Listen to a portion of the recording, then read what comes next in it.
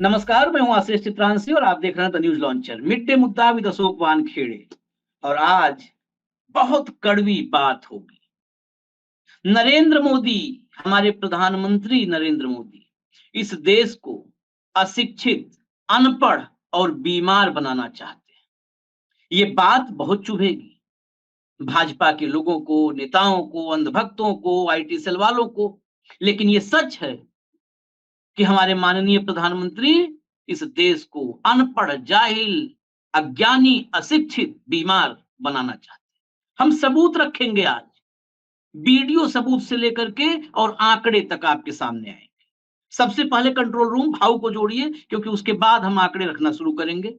नमस्कार भाव, प्रधानमंत्री नरेंद्र मोदी का सबसे पहले हम एक वीडियो दिखाएंगे। उस वीडियो से समझ में आएगा कि मोदी जी बोलते जो हैं वो जीवन में कभी नहीं किए, और इसके तमाम सबूत आ चुके हैं। लेकिन मोदी जी का मतलब अपनी जुबान से और उनके कर्तव्यों का कोई मेल नहीं है, कोई मेल मिलाप नहीं है। जो बोलते हैं सब राजनीति के लिए बोलते हैं और सब जुमला होता है। अमित शाह ने तो सिर्फ एक जुमला बताया था, 15 लाख वाला। जरा कंट्रोल रूम सुनाइए, शिक्षा के बारे में क्या ख्यालात हैं मोदी जी के। तो उन्होंने अपने बजट में से 20% जीडीपी का 20% उन्होंने उसके बाद शिक्षा को प्रायोरिटी दी। हमारे देश ने 7% का सपना देखा, 4% पर अटक गए।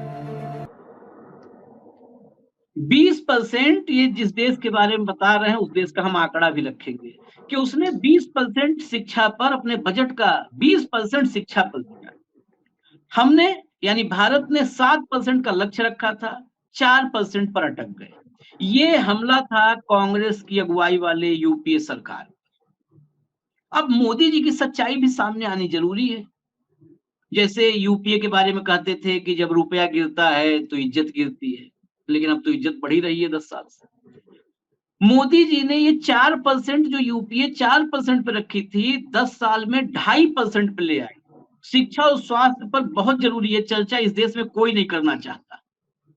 हर डेवलप्ड कंट्री में, एक शुरुआत में बता दूं दर्शकों को, जितनी डेवलप्ड कंट्रीज हैं, विकसित देश हैं, उनका सबसे पहला पैरामीटर जो है वो हेल्थ एंड एजुकेशन है। Equal and free health, equal and free education. अब हिंदुस्तान में 2.5% है। आंकड़े मैं आपको बता देता हूं, भाव तब के पास तब चलेंगे।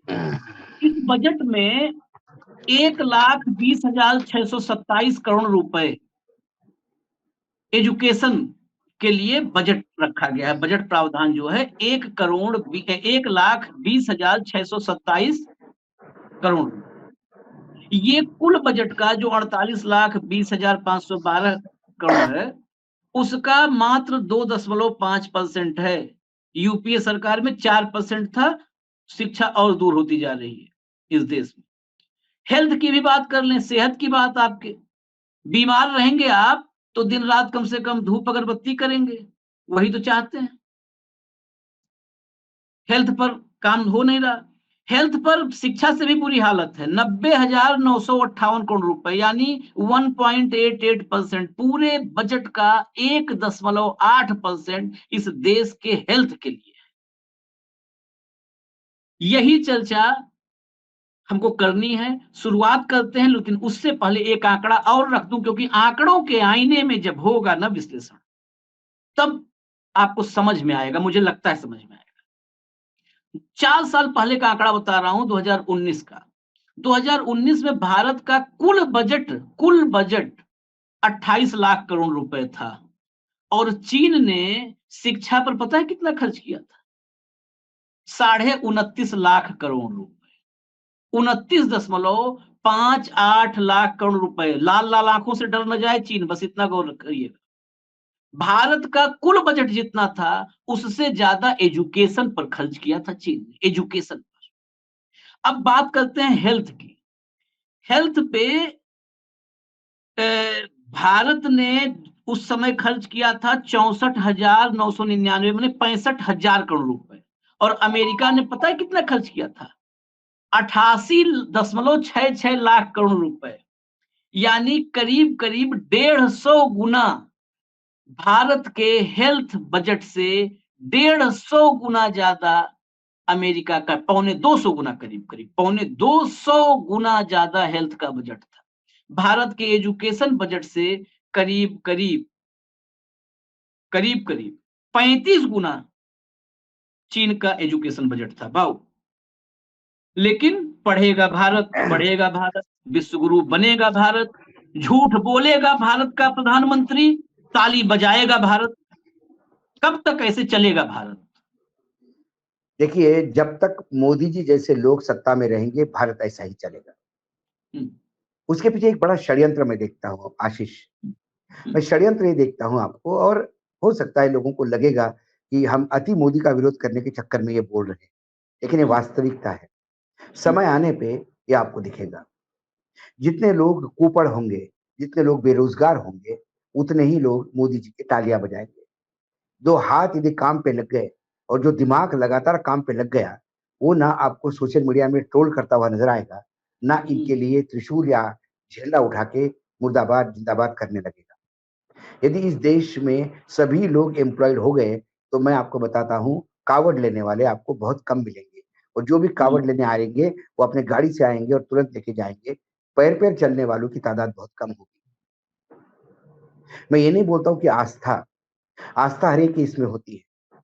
क्या जापान, अमेरिका, जर्मनी, या जापान में जो आज इतना जापान का नाम हो गया, एक छोटा सा देश सेकंड वर्ल्ड वॉर के बाद बर्बाद हो गया, उसके बाद जो आबाद हुआ और पूरे विश्व में डंका बजाया था, क्या वहां लोगों के वो लोग आस्था में विश्वास नहीं रखते?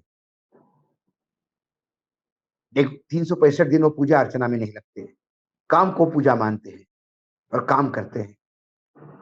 हमारे देश में इन्हें एक फौज चाहिए जो कुपड़ हो, जो इस बात को माने कि नाली पे उल्टा मटका रखने से गैस जलती है। वो ये माने कि 3 सदियों के संत इकट्ठा बात कर सकते हैं। वो इस बात को माने कि जब चाहे तब हाइड्रोजन और ऑक्सीजन अलग किया जा सकता है। वो इस बात को माने कि रडार बादल के पीछे हुए छुपा हुआ प्लेन नहीं देख सकते। इस मूर्खतापूर्ण बातों को मानने के लिए आपको कुपड़ की एक फौज चाहिए, और उस कुपड़ की फौज के लिए आपको शिक्षा बंद करनी होगी, शिक्षा का गला घोटना होगा। ये आपने परसेंटेज बताया, लेकिन मैं आपको इस बजट में, वर्तमान बजट में, बच्चों के हेल्थ के साथ, न्यूट्रिशन के साथ और शिक्षा के साथ कैसा व्यभिचार हो रहा है सरकार में। मैं इसको व्यभिचार कहता हूं, ये भ्रष्टाचार नहीं। ये देश के भविष्य को ग्रांड लगा रहे हैं आप देखिए, न्यूट्रिशन बेस्ड सब्सिडी 3 साल पहले ये सरकार 86,000 करोड़ रुपए दे रही थी। पिछले साल 20,000 करोड़ काट के 60,300 करोड़ कर दिया, और इस बार 45,000 करोड़ कर दिया। मतलब 30 से 30 पिछले 3 साल के अनुपात में करीब करीब आधे से ज्यादा इन्होंने न्यूट्रिशन बेस्ड सब्सिडी में कर दिया। जब खाएगा नहीं तो पोषित नहीं होगा तो दिमाग कैसे चलेगा? ये इसी बजट का आंकड़ा है। आगे, उच्च शिक्षा के लिए पिछले साल 1,554 करोड़ रखे थे, इस बार भी 1,545 करोड़ रखे हैं। जबकि महंगाई का दर यदि मैं जोड़ूं तो पिछले साल 1,554 करोड़, यदि उतना ही इस बार रखना होगा तो आपको इसको 1,600 करोड़ करना होगा, तब जाके इंपैक्ट उतना ही 1,554 करोड़ का होगा। लेकिन आपने इसमें भी 10 करोड़, लेकिन इसको 1,545 कर लिए। आप उच्च शिक्षा में चाहिए, अनुसंधान का तो मजाक उड़ा दिया। R&D इस देश की सख्त जरूरत है। R&D में आपको ज्यादा खर्चा करना है। इन्होंने कहा कि हम 50,000 करोड़ रुपए खर्चा करेंगे, पिछले बजट में कहा। सबको लगा चलो कम से कम 50,000 करोड़ तो आनंद, एक आधा लाख करोड़ तो हो गया, कुछ तो होगा, एक आध तो कोई चीज में अनुसंधान होगा। बाद में जब एनेक्चर आया तो पता पड़ा कि इस 50,000 में से 10,000 5 साल में सरकार देगी, 40,000 प्राइवेट सेक्टर देगा। सरकार ने पहले साल में अपनी ईटीसी करने के लिए 2,000 करोड़ रुपए देगा। जहां 48 लाख करोड़ का बजट है, यहाँ 2,000 करोड़ रुपए R&D को मिलते हैं, तो क्या अनुपात में मिलता होगा? क्या ये देश तरक्की करेगा? क्या ये देश अपने टेक्नोलॉजी डेवलप करेगा? यहाँ जो डेवलप कर रहा है ये वहां का लोकल आदमी कर रहा है, यहाँ का इंसान कर रहा है, यहाँ का आत्मनिर्भर होकर कर रहा है। सरकार R&D के लिए क्या कर रही है? सरकार सिर्फ खर्चे दिखा रही है और कुछ नहीं कर रही है। ये वस्तुस्थिति मैं बताता हूँ। आंगनवाड़ी, बच्चों के लिए बता रहा हूँ मैं आपको। आंगनवाड़ी पिछली बार 21,523 करोड़ रुपए अलॉट हुआ था, इस बार 20,200 करोड़ रुपए अलॉट हुआ है। ये आंगनवाड़ी पोषण आहार के लिए। देखिए, ये मैं आपको आंकड़े में, इसी सरकार के आंकड़े हैं, मैं बता रहा हूँ, कोई मनगढ़ंत आंकड़े नहीं है। समग्र शिक्षा में 37,453 करोड़ पिछले साल दिए थे, इस बार उन्होंने 37,500 करोड़ रुपए दिए। मात्र कितने बढ़ाए हैं? 47 करोड़ रुपए बढ़ाए। 47 करोड़ रुपए तो प्रधानमंत्री के 2 महीने के यात्रा के खर्चे हैं। ये मैं समग्र शिक्षा अभियान पे बता रहा हूं आपको। आप यदि महंगाई का दर जोड़ोगे तो ये माइनस में है। पीएम पोषण योजना, पिछली बार मतलब 3 साल पहले ये योजना 12,681 करोड़ रुपए दे रही थी, सरकार ने अलॉट किया था। इस बार 12,468 करोड़ काट दिए पैसे, जबकि महंगाई का दर जोड़ू मैं तो ये कहीं नहीं लगता है। हेल्थ इंफ्रा में, हेल्थ इंफ्रास्ट्रक्चर पिछले साल 7,980 करोड़ रुपए दिए थे, इस बार मात्र 7,000 करोड़ दिए, करीब करीब 1,000 करोड़ काट दिए। क्या इस देश में हेल्थ इंफ्रास्ट्रक्चर है आशीष? इस देश का बच्चा रास्ते पे, मां प्रसव होती है रास्ते पे, एम्बुलेंस नहीं मिलती। इसी चैनल पे खबरें चलाई है, एक एक बेड पे 3-3 लोग सोते हैं।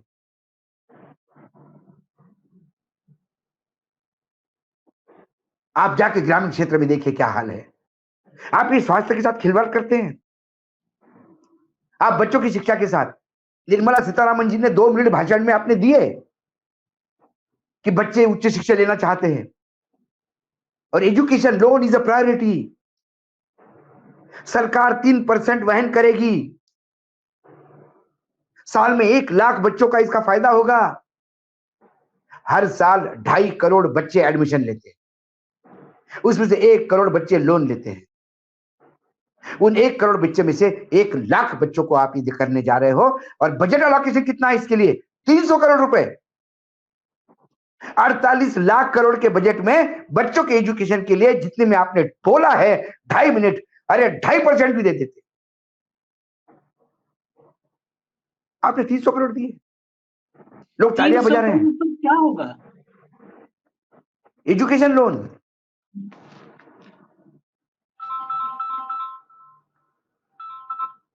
मैंने इसीलिए कहा था, कल भी मैंने आपकी इसी डिस्कशन में कहा था बजट के, कि जब एनेक्चर आएंगे तब तो आंखें खुल जाएंगी। ये सिर्फ लेना जानता है, जब इसके पास जाओ तो बोलते हैं आए हो तो क्या लाए हो, लाओ मेरे को दो। और जब ये 5 साल में आपके पास आता है तो बोलता है आया है तो कुछ लेके जाऊंगा।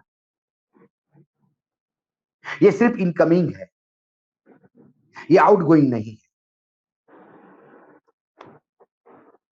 क्या वो वही मुख्यमंत्री था गुजरात का जो चाइना का उदाहरण देके केंद्र सरकार को घेर रहा था? आज स्वयं केंद्र में बैठा है। आज कहां गए विचार, कहां गया एजुकेशन? क्योंकि यहां आने के बाद आपको समझ में आया कि मैं सत्ता में, मैं एक कुपड़ आदमी हूं, मुझे सत्ता में रहने के लिए एक कुपड़ों की फौज चाहिए, पढ़े लिखों की नहीं।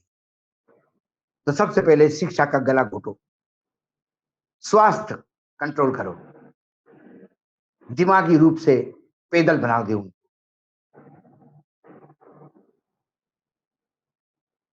ये है इस देश का सोच। ये षड्यंत्र नहीं है तो क्या है? षड्यंत्र है, 100% षड्यंत्र है। और मैं फिर कहूंगा, हमसे भाव से जब आप ये करोगे तभी आपको झंडा उठाने वाले, मोदी मोदी मोदी चिल्लाने वाले लोग मिलेंगे।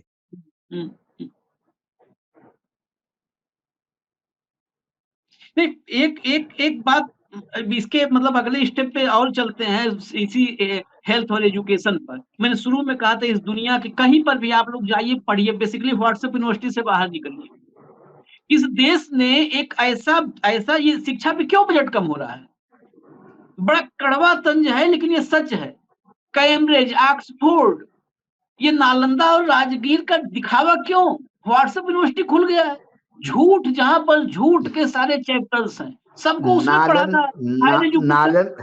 माफ कीजिएगा आशीष, नालंदा यूनिवर्सिटी को इन्होंने टूरिज्म प्रोजेक्ट में रखा है।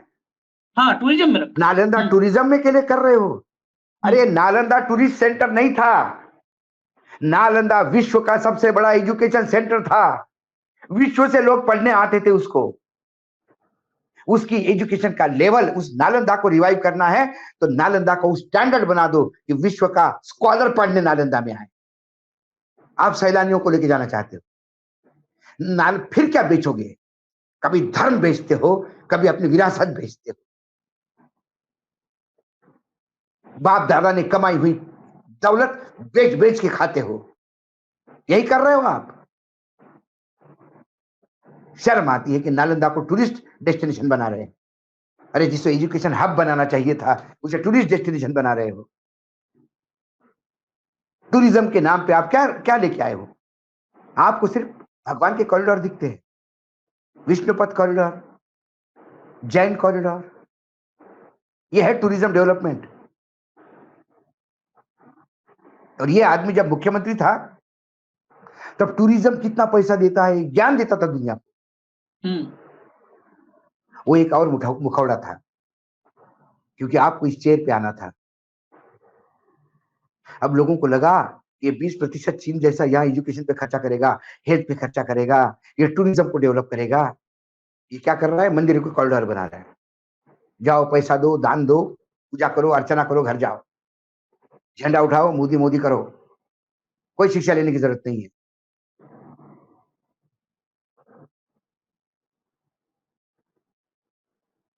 कहां, वेयर आर वी गोइंग? ये बजट हमें कहां लेके जा रहा है? गर्त में। कौन मूर्ख है जो कहता है कि ये बजट विकसित भारत की एक नई गाथा लिखेगा? आए बैठे आंकड़े लेके बैठे सामने, वही इन एक्सेल के आंकड़े लेके बैठे, पिछला बजट लेके बैठे। स्मार्ट सिटी सुना होगा आपने आशीष? क्या स्मार्ट सिटी पे पिछले 4-5 साल से बवाल हो रहा था? बनारस की गलियां तोड़ रही है, स्मार्ट सिटी बन रही है, स्मार्ट सिटी बन रही है। पिछली बार स्मार्ट सिटी में कितना पैसा था? 8,000 करोड़ दिया था। इस बजट में कितना दिया? 2,400 करोड़। अरे 8,000 करोड़ में उस स्मार्ट सिटी का कुछ नहीं। एक स्मार्ट सिटी बनने के लिए 1 लाख करोड़ चाहिए। हाँ। इन्हें पूरे देश के 500 स्मार्ट सिटीज के लिए 2,400 करोड़ रुपए दिया। ये तनख्वाह भी नहीं निकलती उन लोगों की। एक मोहल्ला नहीं स्मार्ट बन पाएगा इस 2,000 करोड़ रुपए में। तो मैंने किसी को पूछा, एक स्मार्ट सिटी के सीईओ को, आईएएस अधिकारी था, मैंने बोला क्या कर रहे हो? बोला आप क्या करेंगे, स्मार्ट सिटी का ओरिजिनल कंसेप्ट देखा जाए तो 1 लाख करोड़ चाहिए। अब तो हम क्या कर रहे हैं, सिर्फ बस स्टैंड ठीक ठाक कर रहे हैं, पब्लिक प्लेस पे 1-2 जगह वाईफाई लगा दी, स्मार्ट सिटी हो गई। ताली बजाओ। एक बच्चों का पेंटिंग कॉम्पिटिशन साल में कर लिया, एक साइकिल की या मैराथन रेस कर ली स्मार्ट सिटी के नाम से। ये इस देश की स्मार्ट सिटी है। इस आदमी की हर योजना ऐसी है, मैं बता रहा हूं। मैं चैलेंज देता हूं 2014 से लेकर 2024 तक कौन सी योजना है। उन्होंने मुद्रा लोन का बोला 20 लाख रुपए देंगे, लोगों ने तालियां बजाई। बाद में पता पड़ता है कि जिसने 10 लाख रुपए पहले लिए और पूरे वापस किए उसी को मिलेंगे 20 लाख। उसमें से 60% तो छट गए डिफॉल्टर।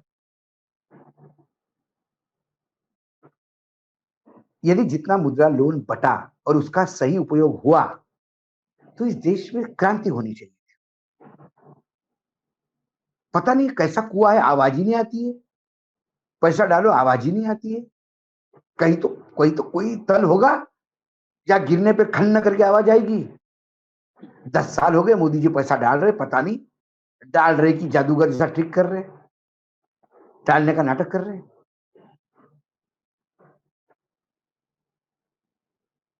ये सुनियोजित, और यदि इन चीजों को विपक्ष ने अभी भापा नहीं तो सबसे ज्यादा मरेगा विपक्ष।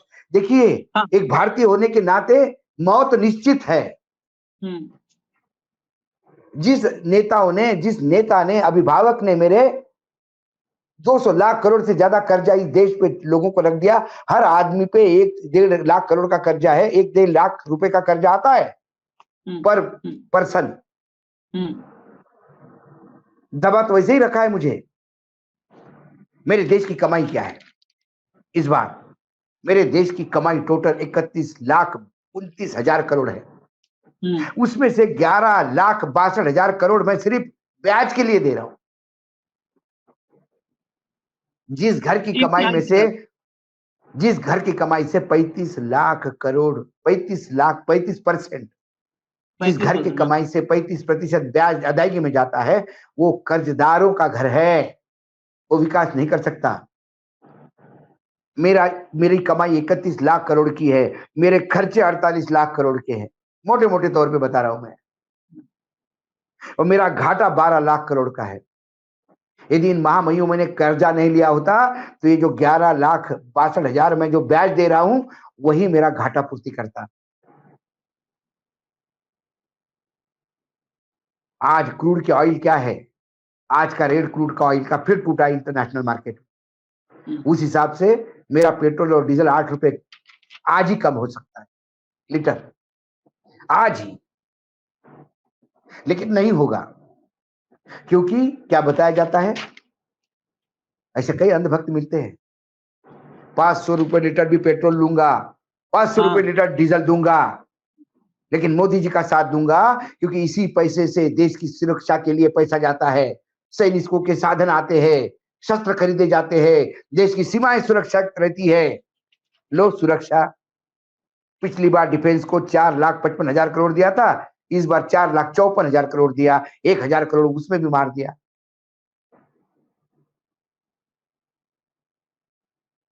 ये है, तो पेट्रोल का पैसा ये जा कहां रहा है, पैसा आया वो खर्चा कहां हो रहा है, खर्चा पब्लिसिटी पे हो रहा है, अरबों रुपए की पब्लिसिटी, फोटो, बड़े बड़े फोटो छप रहे हैं, प्रधानमंत्री के यात्राओं पे खर्चा हो रहा है। बड़ा है भाऊ, ये खेल सिर्फ मोदी तक नहीं है, मोदी भी मौज ले रहे हैं और मोदी के दोस्त भी मौज ले रहे हैं। शादियां ऐसे थोड़ा हो रही हैं, शादियां यही क्रूड ऑयल रिफाइन हो रहा है, और शादियों में मतलब वो पंचवंशीय शादियां चल रही हैं, जो पूरा देश आंखें खोल के निहार रहा है। देखो किसी की शादी हुई, ऐसा लग रहा है कि हिंदुस्तान में या सृष्टि में पहली बार किसी की शादी हुई है। खैर, मैं एक चीज इस एक और मैं आपको एक खेल बता रहा हूँ इस बजट का, जब बात ही निकली तो। जो हमारे यहाँ विदेश मंत्रालय है, उसका बजट 7,000 करोड़ से काटा गया, विदेश मंत्रालय का। और जो वित्त मंत्रालय है, पिछले 10 सालों में उसका बजट कई फोल्ड बढ़ा है। इस बार 86,000 करोड़ का बजट है वित्त मंत्रालय का अकेले का। वित्त मंत्रालय के नीचे ईडी आती है, ये तमाम एजेंसियां आती है, इसका ऑडिट नहीं होता, इसका ऑडिट नहीं होता। वित्त मंत्रालय को जो आवंटित राशि है वो है 58,18,18,158 करोड़, 18.5 लाख करोड़। बताओ, ये जो क्या करते हैं, इनकम टैक्स कितने लोग नेट में इनकम टैक्स के 2%, 143 करोड़ में से कितने लोग इनकम टैक्स देते हैं? इनकम टैक्स मंत्रालय क्या करता है, ईडी क्या करती है, डीआरआई क्या करती है, इनके हुए खर्चे के ऑडिट नहीं होते। कहां खेल है? डिफेंस मंत्रालय का आवंटन कम करते हो, अपना आवंटन बढ़ा लेते हो, क्या खेल है ये? समझ के परे है। किसानों को 7,000 करोड़ रुपए एक्स्ट्रा दिए, लोगों ने तालियां बजाई, और किसानों को फर्टिलाइजर सब्सिडी में 25,000 रुपए काट लिए। 25,000 करोड़, 25,000, हाँ 25,000 करोड़ रुपए काट लिए। जो पिछला आवंटन था 1,89,000 करोड़ था, इस बार 1,64,000 करोड़ हो गया। 25,000 करोड़ तो यही काट दिया आपने। फर्टिलाइजर सब्सिडी में 25,000 करोड़ काटा और 7,000 करोड़ उधर बढ़ा दिया, लोग तालियां बजा रहे हैं। फिर फर्टिलाइजर की सब्सिडी आपने काट दी तो फर्टिलाइजर महंगा होगा, जब महंगा होगा किसानों का इनपुट महंगा होगा, फिर किसानों का लॉस होगा, किसान रास्ते पे आएगा, बोलेगा हमने इनको एमएसपी दी। कौन सी एमएसपी यार, मुझे समझ में नहीं आती। किसान के बेट बच्चे हैं हम, हमारे घर में भी खेती होती है, और ये सिर्फ किसान के बच्चे नहीं बोलते हैं। आज भी बैलगाड़ी चला सकता हूं, आज भी बैल चला सकता हूं खेत में, ग्रामीण क्षेत्र से आता हूं। तो मैं चैलेंज देता हूं ना सबको, सारे सांसदों को, एग्रीकल्चर साइंटिस्ट को, ये बजट बनाने वालों को, एग्रीकल्चर की एमएसपी तय करने वालों को। मेरे गांव कोलवाई में हमारी 8 एकड़ की जमीन है पुश्तैनी। मैं मेरे सभी भाइयों और कजिनों के तरफ से सरकार को चैलेंज देता हूं, कोई भी माई का लाल आए और उस 8 एकड़ में मुझे चाहे वो उपज करके दिखे, चाहे वो उपज उगा के दिखाए और एमएसपी पे बेच के 50% का प्रॉफिट दिखाए। खेती उसके नाम होगी और जीवन भर बंधुआ मजदूर बनकर उस खेत पे अशोक वानखेड़े काम करेगा। चैलेंज है मेरा, आए खेत पे, आए जरा खेत पे उतर के देखो, जो आप एमएसपी देते हो वो लागत भी नहीं निकलती उसकी। आप कहते हो 50%, कौन ज्ञान देता भाई? कौन कूपड़ है जो कैलकुलेशन करता है? सब सावन के अंधे हैं, सब हरियाली इनको चारों तरफ दिखती है, इसीलिए तो C2+50 वो किसान पागल हैं जो सालों साल बैठे हैं बॉर्डर पर, महीनों महीने बैठे रहते हैं, बारिश में, धूप में, गर्मी में, ठंडक में। वो C2+50 का जो सिफारिश किया जिन्होंने स्वामीनाथन साहब, ये किसानों के हित से, ये किसानों के हितैषी है।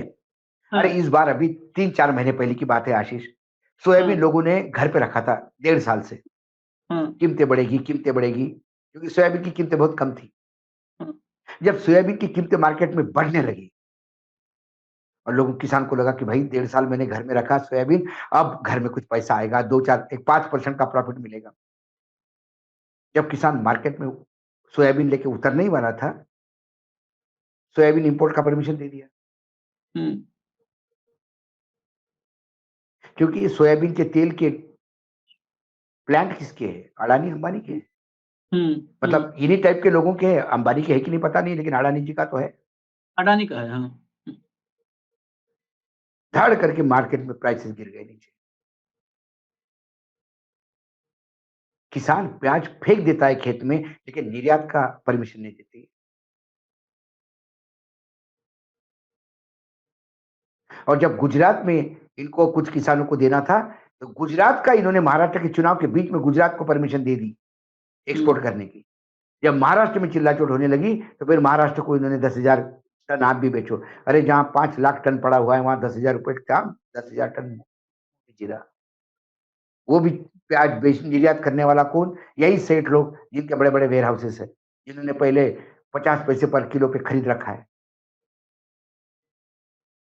ये उद्योगपति और व्यापारियों के हाथ खेलने वाली उन्हीं की सरकार है भाई, सरकार ही उन्हीं की है। उन्हीं की है। नहीं, एक बस आखिर में इतना सारा सब आंकड़े आज हमने रखे हैं, सब आंकड़े रखे हैं। हालांकि बात वही बात है कि आंकड़े समझेगा कौन। आज तो हो सकता है कुछ लोग समझ भी लें, मोदी जी का मिशन अगर सफल हो गया, ये 2.5% फिर 2% आएगा एजुकेशन पर, तो कुछ दिन बाद आंकड़े उकड़े कोई समझेगा भी नहीं। फिर अनपढ़ का देश, अनपढ़ों का देश, वही तो मकसद है कि कोई आंकड़े ना समझ पाएंगे। बिल्कुल। तो मकसद वही है कि बीमार दिमाग हो, बीमार व्यक्ति हो, अनपढ़ हो, कोई आंकड़े न समझे, बस जिंदाबाद करे। आपको आपकी राजनीति करने के लिए और सत्ता में बने रहने के लिए एक बहुत बड़ी युवाओं की फौज चाहिए, जो कूपड़ हो, बददिमाग हो, और उसके लिए शिक्षा का गला घोटना और स्वास्थ्य का गला घोटना, ये आपकी प्रायोरिटी है, जो आप लगातार करते आ रहे हैं। खैर, ये चर्चा अब खत्म करते हैं, लेकिन एक मैं निवेदन करूंगा, अगर कोई कैटेगरी, अब तक नहीं है, कोई कैटेगरी नहीं है नोबल में, लेकिन अगर मूर्ख बनाने का, लोगों के साथ धूर्तता करने का शब्द कितने भी आपको कठोर लगे, पूरी जिम्मेदारी से बोल रहा हूं, अगर इसके लिए कोई एक कैटेगरी बनानी हो तो जल्दी बनाए नोबेल पुरस्कार की कमेटी। हिंदुस्तान से एक सबसे योग्य, इस ब्रह्मांड का सबसे योग्य व्यक्ति तैयार है उस पुरस्कार के लिए, और अगर हमें उसके लिए कैंपेन भी चलाना पड़ेगा कि ये पुरस्कार भारत ही आना चाहिए। 140 करोड़ लोगों को मूर्ख बनाने वाला प्रधानमंत्री हमारे पास है, और ये आंकड़े गवाही देते हैं। फिर मैं कह रहा हूं, जिम्मेदारी से कह रहा हूं, जेल डालना है डाल दो, फांसी में लटकाना लटका दो, 2.5% एजुकेशन पर, 1.8% हेल्थ पर, और कह रहे हो कि हम बनाएंगे विश्व गुरु। ये विश्व गुरु 1.8% हेल्थ पर, पता चला विश्व गुरु ऐसे 1 घंटे खड़ा हो गया धूप में तो लुढ़क गया, कुपोषित बीमार विश्व गुरु लुढ़क गया, गर्मी में मूर्छित हो गया, बरसात में गल गया, धूप में पिघल गया, ऐसा विश्व गुरु। कहीं शिक्षा पर बात हो तो कहीं खड़ा ना हो पाए, ऐसा विश्व गुरु। ऐसा विश्व गुरु जो जा करके विश्व के मंचों पर सिर्फ सूटेड बूटेड होकर के हाथ हिलाए, ऐसा विश्व गुरु। आशीष, जिसकी अपनी डिग्री एंटायर पॉलिटिकल साइंस में हो, उससे यही अपेक्षा है। नहीं तो खैर इनको भाऊ हम और आप तो कैंपेन चलवाएंगे, आज नहीं तो कल। ये भी धरती पर अमर होके नहीं आए, हम भी अमर होके नहीं है। लेकिन ये आंकड़े वाकई दिल को छलनी करने वाले हैं। अभी आपने आंगनबाड़ी से लेकर के, आंगनबाड़ी क्या पता है, वो जा करके जहां पर 10 आदमी को पहले खड़ा करके और बच्चों के साथ मुस्कुरा के फोटोग्राफी करवाने से आंगनबाड़ी पता है। यानी आंगनबाड़ी को हम लोगों ने आज नहीं 40 साल से देखा है। वो बच्चे, गांव के बच्चे, कुछ हो चाहे ना, आंगनबाड़ी का मकसद भी बेसिकली वही था। मूल गांव के छोटे छोटे बच्चे आते हैं आंगनबाड़ी में, वहां पे दलिया रहती है, दलिया खा लेते हैं। हालांकि करप्शन इतना है कि आंगनबाड़ी में बेच भी लेते हैं। आंगनबाड़ी केंद्रों पर आने वाली दलिया बेच भी लेते, फिर भी कुछ तो जाता है, फिर भी पाते, वही कह रहा हूं, फिर भी पाते हैं वो बच्चे। उस आंगनबाड़ी का बजट काट रहे हो आप, एजुकेशन का, आप हायर एजुकेशन का बजट काट रहे हो, सब काट रहे हो, दे कहां रहे हो? 5 किलो राशन पर, अगर इसका और सूक्ष्म विश्लेषण हम लोग करेंगे, ये 5 किलो राशन पर वोट खरीदना, अनपढ़ बना करके, बीमार बना करके 5 किलो राशन पर वोट खरीदने में पैसा जा रहा होगा। और इस देश में इसके सिवाय कुछ बचेगा नहीं। फिलहाल इजाजत दीजिए, लेकिन फिर भी मैं कहूंगा चलते चलते, अभी भी समय है, आंखें खोलिए। आप लोग, मुझ पर 25 बार कह चुका हूं, 50 बार, मुझ पर मत भरोसा करिए, आप भाऊ पर भी मत भरोसा करिए, हम पे मत करिए भरोसा, आंकड़ों पे भरोसा करिए, इनके आंकड़ों पे भरोसा करिए, इन्हीं के आंकड़े, और ये आंकड़े इनके हैं, ये हमारे मनगढ़ंत आंकड़े नहीं, ये इन्हीं के आंकड़े हैं। आपको सबके आंकड़े मिलेंगे, चीन क्या कर रहा है, डेनमार्क क्या कर रहा है, फ्रांस क्या कर रहा है, जर्मनी, ब्रिटेन, अमेरिका, और हिंदुस्तान क्या कर रहा है। आंकड़े देखिए और सोचिए, सोचिएगा जरूर। इजाजत दीजिए, कल दोपहर फिर मिलेंगे ऐसे ही कुछ कड़वे सवालों के साथ। नमस्कार।